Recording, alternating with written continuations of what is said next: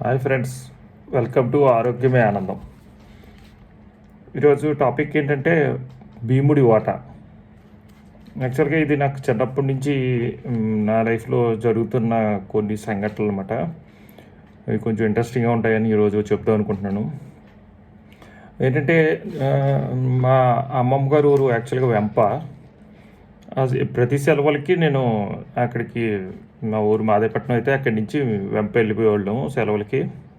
అక్కడ ముఖ్యంగా మా కజిన్స్ ఇద్దరు ఉండేవారు, వర్మ వాసు అని. అంటే మా కన్నమ్మ గారు అబ్బాయిలు ఇద్దరుని. అలాగే మా చెల్లి కూడా కొన్ని సంవత్సరాలు అక్కడ చదువుకుంది కాబట్టి మా చెల్లి కూడా అక్కడే ఉండేది. వాళ్ళు ముగ్గురు అక్కడ ఉండేవారు కాబట్టి నేను సెలవులు వచ్చినప్పుడల్లా అక్కడికి వెళ్ళిపోయేవాడిని, ఆడుకునేవాళ్ళం. సెలవులకి వచ్చినప్పుడు పిల్లలు ఏమైనా తినడం కోసం మా అమ్మమ్మ మామిడి తండ్ర చిలుకొని ఉంచేది. మామిడి తండ్ర మేము వెళ్ళినప్పుడు, నాకు ఒక 7, 8, 10 ఇయర్స్ ఆ టైంలో వెళ్ళినప్పుడు ఒక అచ్చు తీసుకొచ్చి భోజనం చేసేసి బయటికి వెళ్ళి ఆడుకోవడానికి వెళ్ళినప్పుడు ఒక అచ్చు అంటే ఈ మాత్రం సైజు ఉండేది. ఒక అచ్చు తీసుకొచ్చి మామిడితో అచ్చు, దాన్ని చిన్న ముక్క కోసి ఒక చిన్న పీస్, ఇంత పీస్ కోసి దాన్ని 3 పార్ట్ల కింద చేసి మా అన్నయ్యలు ఇద్దరికి, మా చెల్లికి ఇచ్చేవారు. ఇచ్చి ఆ మిగతా అచ్చుని నా చేతికి ఇచ్చేవారు. మనం దాన్ని తీసుకుని మేము బయటికి వెళ్ళిపోయేవాళ్ళం. వాళ్ళు చప్పరిస్తూ వచ్చేవారు, నేను తింటా వచ్చేవాడిని బయటికి. అంటే అంత ఇచ్చేవారు నాకు. అలాగే ఎప్పుడైనా జిన్ను వండితే, పాడేవి ఉండేవి కాబట్టి జిన్ను ఉండేవారు. 2 గిన్నెలు జిన్ను వండితే ఒక గిన్నె నాకు ఇచ్చి, ఒక గిన్నెని వాళ్ళు ముగ్గురికి పీసెస్ చేసి ఇచ్చేవారు అన్నమాట, ప్లేట్లు ఇచ్చేవారు. అలాగే దాని తర్వాత కొన్ని సంవత్సరాల తర్వాత, కొంచెం కొంచెం పెద్ద అయిన తర్వాత కూడా మా చెల్లి నేను ఉన్నప్పుడు మా అమ్మ ఇంట్లో కేక్ చేసేది కోడిగుడ్డుతో. మైదా పిండి పంచదార వేసి కోడిగుడ్డుతో కేక్ చేసేది, మీకు తెలిసి ఉంటుంది. ఇలా రౌండ్గా వచ్చేది అన్నమాట కేకు. ఆ కేకు చేసినప్పుడు కూడా, తనకి చేసినప్పుడే అది చల్లారిన తర్వాత వెంటనే కాకేసి సగం చేసి హాఫ్ ఆఫ్ ద పీస్ నాకు ఇచ్చేసేది. సగం చేసి ఎన్ని పీసులు వస్తే అన్ని పీసులు సగం నాకు. ఆ సగంలో మిగతా సగం, ఆ సగంలో సగాన్ని మా చెల్లికి ఇచ్చేది. నువ్వు తిను, నువ్వు ఎప్పుడు తింటావు తినని. మిగతా సగంలో ఉన్న ఏదైనా 2, 3 ముక్కలు ఉంటే అవి మా అమ్మ డాడీ తినేవారు యాక్చువల్గా. ఇదైతే నాకు ఇచ్చిన ఆ సగం పీస్లో ఉన్న కేక్ పీసెస్ అన్నీ కూడా నేను ఈవినింగ్ కల్లా, ఆ రోజు సాయంకాలం కల్లా మొత్తం తినేసేవాడిని. బాగా ఇష్టం నాకు స్వీటు, చిన్నప్పటి నుంచి స్వీట్ అంటే బాగా ఇష్టం యాక్చువల్గా. అలాగే తినేసేవాడిని. తినేసిన తర్వాత మరి మనం ఇంకా తినాలనిపిస్తుంది కాబట్టి మా చెల్లిని ఏదో విధంగా బతిమాలి, భయపెట్టి, ఏదో బుజ్జగించి, ఏదో కహాని చెప్పి దాన్ని మ్యానిపులేట్ చేసి మొత్తం మీద అది ఎక్కడ దాచుకుందో అయితే తెలుసుకుని, దాని ద్వారానే తీసుకుని, అది లేనప్పుడు చూసి ఆ బాక్స్ ఓపెన్ చేసి ఆ బాక్స్లో కూడా తినేసేవాడిని నేను. తినేస్తే తను చూసుకున్నప్పుడు మా అమ్మ దగ్గరికి వెళ్ళి అడిగితే, ఇదిగో అన్నయ్య మొత్తం తినేసాడు వీడు అంటే, మా అమ్మ నన్ను తిట్టకపోగా మళ్ళీ మా చెల్లినే అనేది యాక్చువల్గా, నీకు దాచుకోవడం తెలీదా అని యాక్చువల్గా అని దాన్ని ఎదురు తిట్టేదన్నమాట.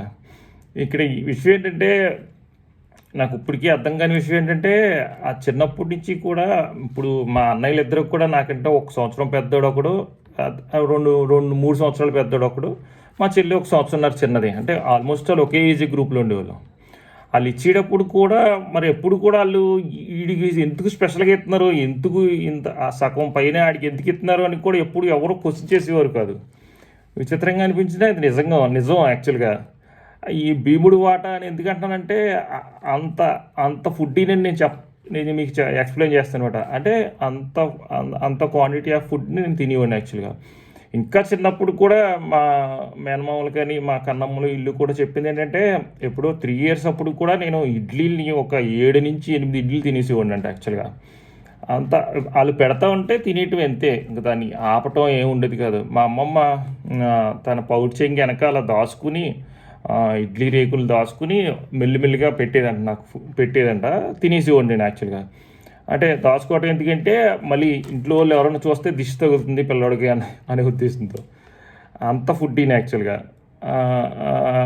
ఇప్పుడు ఎందుకు ఆ మాట చెప్తున్నానంటే, ఆ పీవుడు వాట అన్నది ఆ టాపిక్ ఎందుకంటే, అది నేను నా ఫుడ్ గ్రేవింగ్స్ ఎంత ఉండే అనేది మీకు ఎగ్జాంపుల్ చెప్తామని.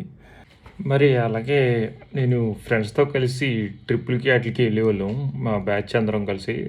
ప్రతి 2 ఇయర్స్కి ఒకసారి, 3 ఇయర్స్కి ఒకసారి అలాగా వెళ్ళినప్పుడు కూడా నేను పొద్దున్నే టిఫిన్ చేసేసిన అక్కడ వాళ్ళతో కలిసి మళ్ళీ నాకు 11:30 అయ్యేసరికి విపరీతంగా ఆకలేసేసేది. వాళ్ళందరినీ మిగతా వాళ్ళందరూ ఎలా ఉన్నా సరే నేను "రేయ్! ఖచ్చితంగా ముందు భోజనం చేయాలి ఫస్ట్.